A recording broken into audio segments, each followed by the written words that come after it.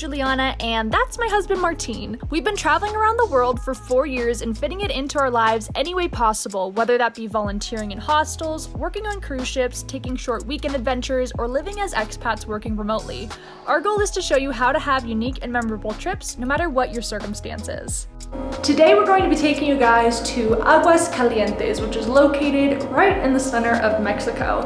I've never visited this town before, and neither has Martin. But what brought us here was Martin really wanted to see the Pumas play before we moved to the United States. Now, luckily, this city and this state is in level green in Mexico, so sports stadiums are open. We came here to watch a game, which we posted last week, and now we're going to be spending the day exploring around the city a bit before we head back home. This is one of our last adventures we're going to have in Mexico, so we're trying to make the most of it, and we're taking you guys along with us. Let's get started.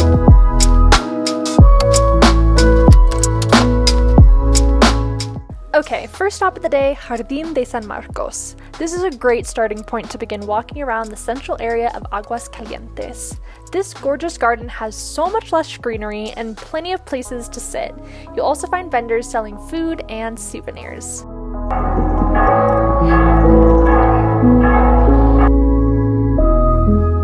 Now, just outside of the west gate, you'll also find the Temple of San Marcos and a huge pedestrian-only area. This is actually where the famous Feria de San Marcos takes place every April. This is the largest fair in Mexico, but sadly it was canceled this year due to the pandemic, but there are still tons of bars and restaurants in this area that are open year-round.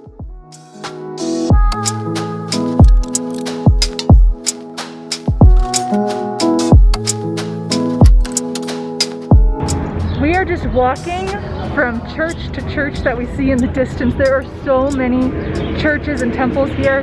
But by far, this one is the most beautiful. Yeah, this one we're gonna show you guys in a second. But the architecture here is so Spanish inspired. It literally feels like I'm walking in Spain right now.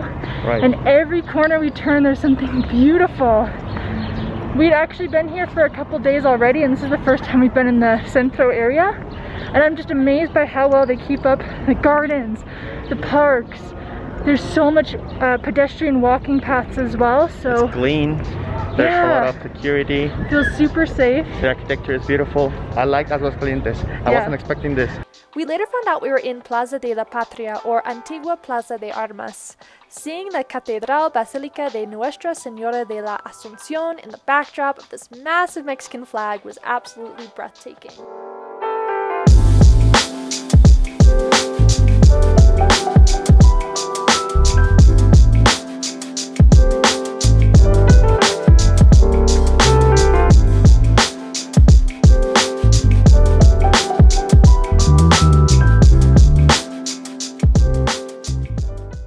No big deal, just another gorgeous piece of architecture right here.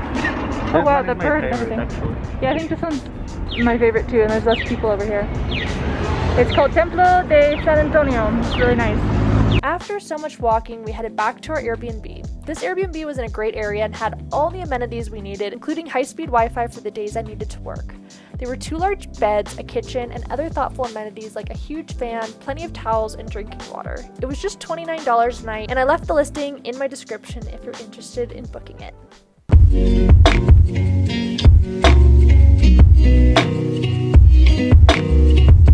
Right now we're at the train station in Aguascalientes. It's super cool. This is actually the first time I've seen a train in Mexico, which is kind of surprising. And it's a huge part of what makes Aguascalientes Aguascalientes. They're known for their trains and their railroads. And we've actually seen a couple of trains passing by that are actually like working in progress, but right now we're just at the train station. They have some really old trains from the 1800s.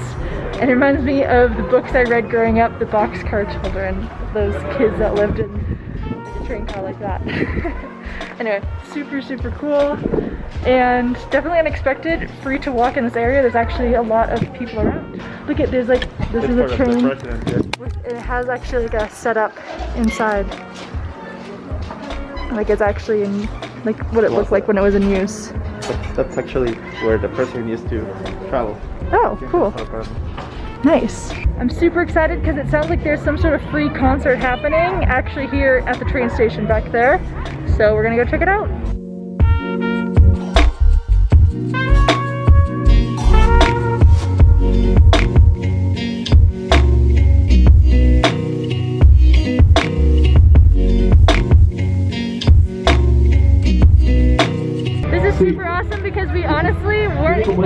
much when we came here. We were literally just expecting to see a train station and nothing more, not even like those train cars set up. Right.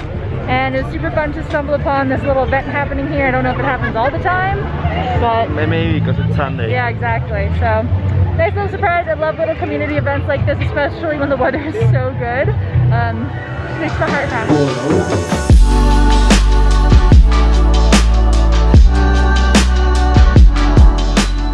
Another interesting thing about Aguascalientes is there are statues everywhere. Everywhere, like replicating history.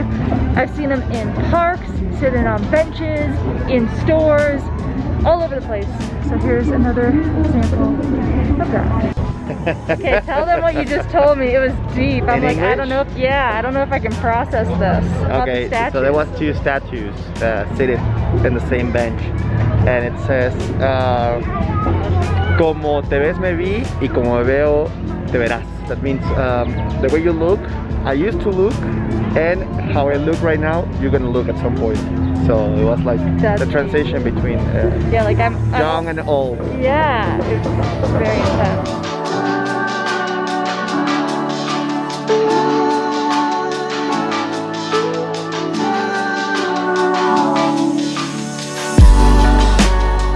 For the past 10 minutes while we've been waiting for our food, I have been amazed, fascinated. I don't know if it's just I'm really hungry, but what was the name of the place we went to? Chascas el CI. So basically, if you like elote, which is corn, this place does it like no other. We got something called an empapelado, which means like in paper. Putting on paper. Yeah, so it is like this beautiful tinfoil goodness of corn that is super crispy from the grill. Right. With the meat of your choice. I actually got pastor and piña, pastor and pineapple.